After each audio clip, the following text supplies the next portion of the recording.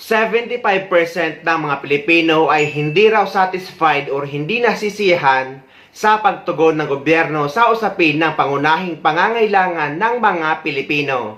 Nabanggit din dito ang tungkol sa pagsulong sa kapakanan ng mga overseas Filipino workers or ng mga OFW.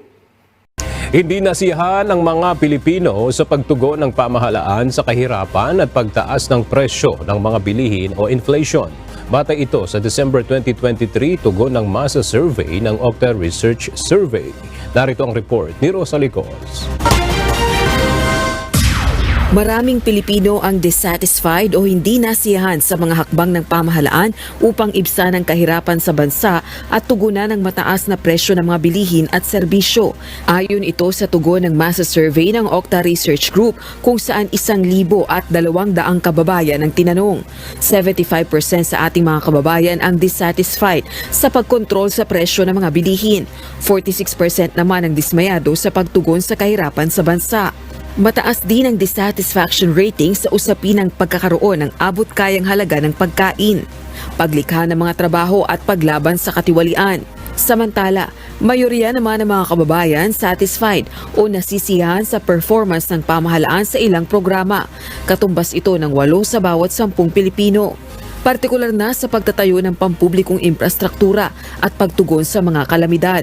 Gayon din sa pagsusulong sa kapakanan ng overseas Filipino workers, pagkakaloob ng healthcare at maging ang kalidad ng edukasyon.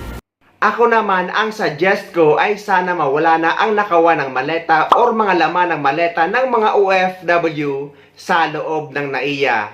At sana nga may makaisip na idugtong na lang ang metro train or ang MRT sa airport para mawala na ang mga manlolokong taxi driver. Dahil kumpara sa mga bansa na napuntahan ko na, ay ang Pilipinas na lang ang wala pang train or kadugtong na train ang airport.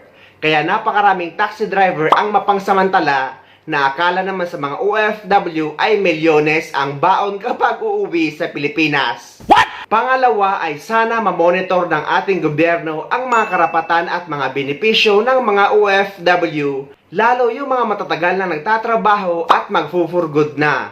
Dahil marami sa kanila ang hindi nabibigyan ng end of service benefits. At kahit nga kapag magbabakasyon lang daw, ay sahod lang ang binibigay. What? Hindi daw sila binibigyan ng 1 month paid leave per year. O kaya naman 2 months paid leave kada tapos ng kontrata at minsan daw ay pinapahati pa sila sa pagbabayad ng plane ticket nila pauwi sa Pilipinas at pabalik sa ibang bansa. Samantalang nasa batas yan na ilalagay ko sa description ng video na ito para malaman nyo ang karapatan ng mga OFW lalong-lalo na ng mga kawawang household workers. Pangatlo, etong e-travel registration.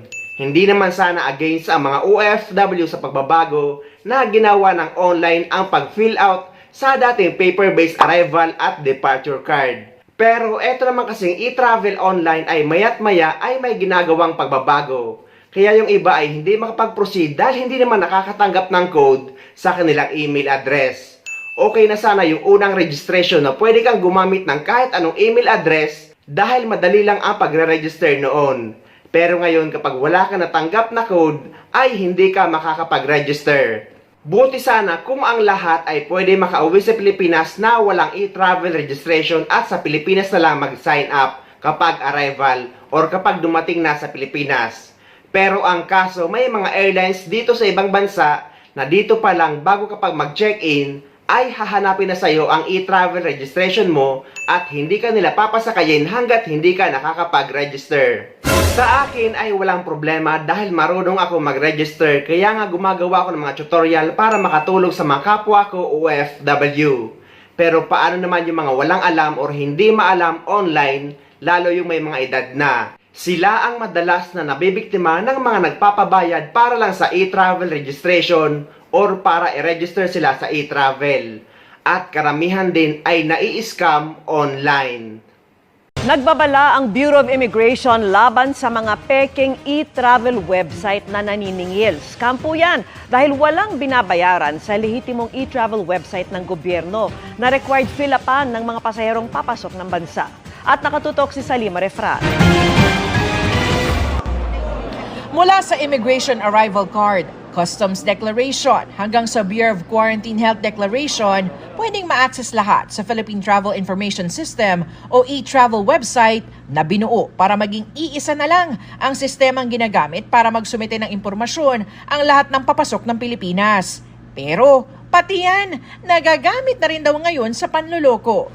Babala ng Bureau of Immigration, may mga nagsulputang mga peking e-travel websites na nambibiktima at namemera umano ng mga pasaherong papasok ng Pilipinas. Ang siste, nagkukunwari ang mga ito na opisyal na e-travel website ng pamahalaan at naniningil ng mula 3 hanggang mahigit 5,000 piso. Iba't iba po yung presyo, as much as $100 ang sinisingil po nitong mga e-travel websites na to. Kinukuha po ang information ng mga individual na nagsusulat dito. Pero sabi ng BI, walang kailangang bayaran sa lehitimong e-travel website ng gobyerno. Ang e-travel po ay libre.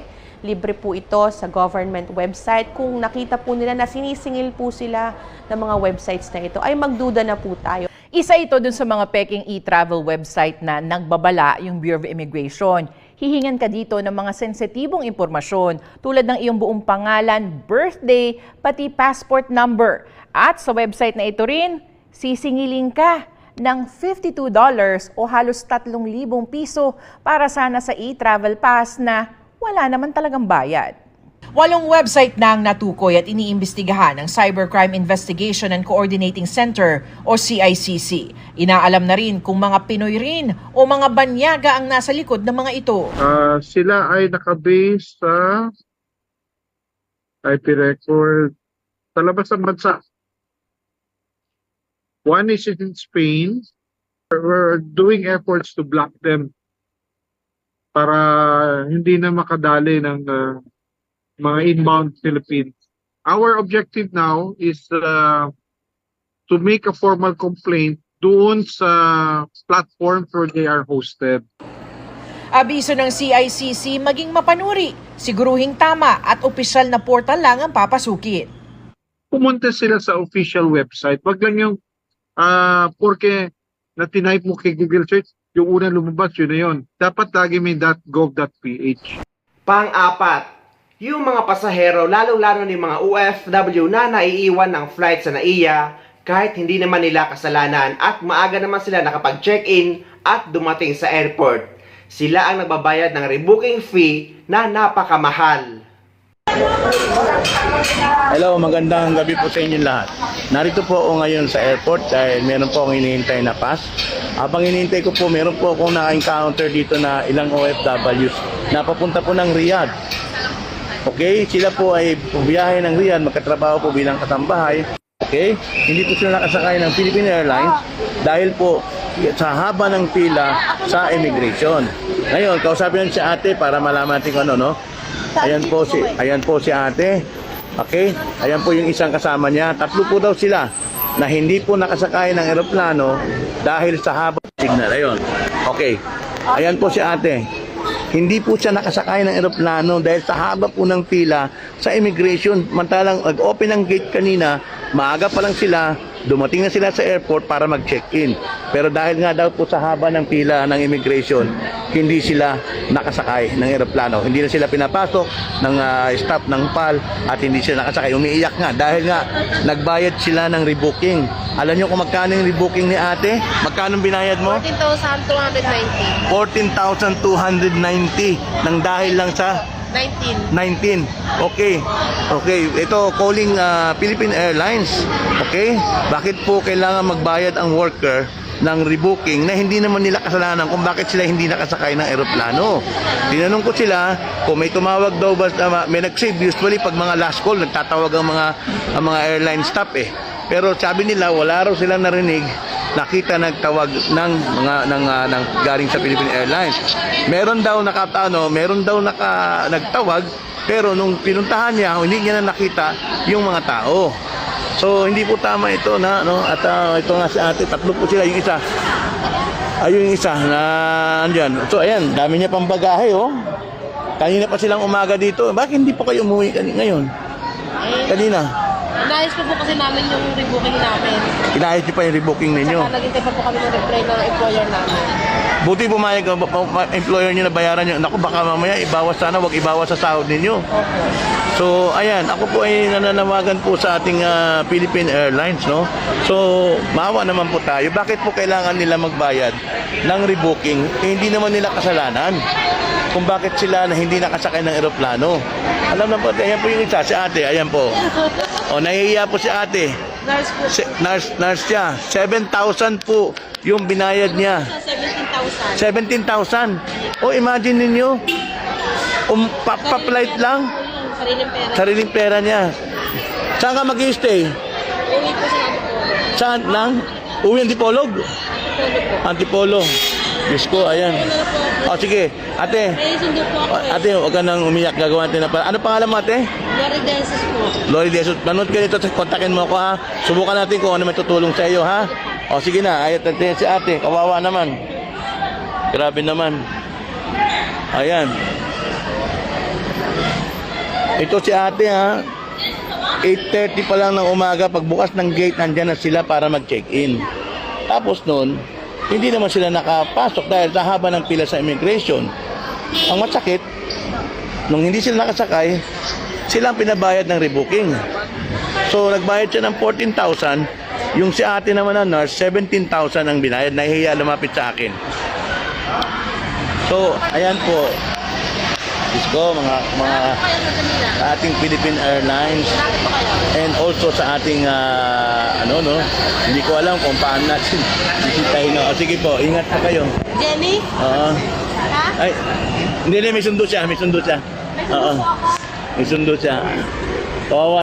Pero guys, gaya ng sinabi ko sa isa kong video na kapag alam nyong maiiwan na kayo ng inyong eroplano at below 1 hour na lang ay flight nyo na, ay lumapit kayo sa mga immigration officer na naglalakad-lakad dyan o kayo naman sa gwardiya dyan sa airport dahil nagraradyuhan yan sila.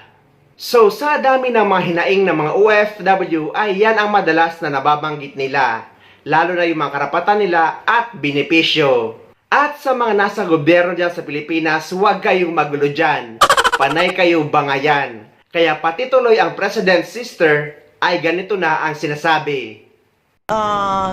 Etong mga away-away na to, ito nagkakagulo, talagang nalulustay ika nga yung political capital, di ba? Kasi ang laking bagay ng 31 million votes, di ba? Syempre, nauubos yun kasi ang tao parang nabudol eh. Bakit akala natin mapupunta tayo sa agrikultura, akala natin public transport, akala natin dun sa infrastructure, kasi yun ang may tatak Marcos eh, di ba? Aba, ba't nauwi dito sa Chacha? Kaya nahihilo yung tao. At minsan tinatanong sa akin ma'am, iba yung binoto natin. Bakit tayo nabudol nito?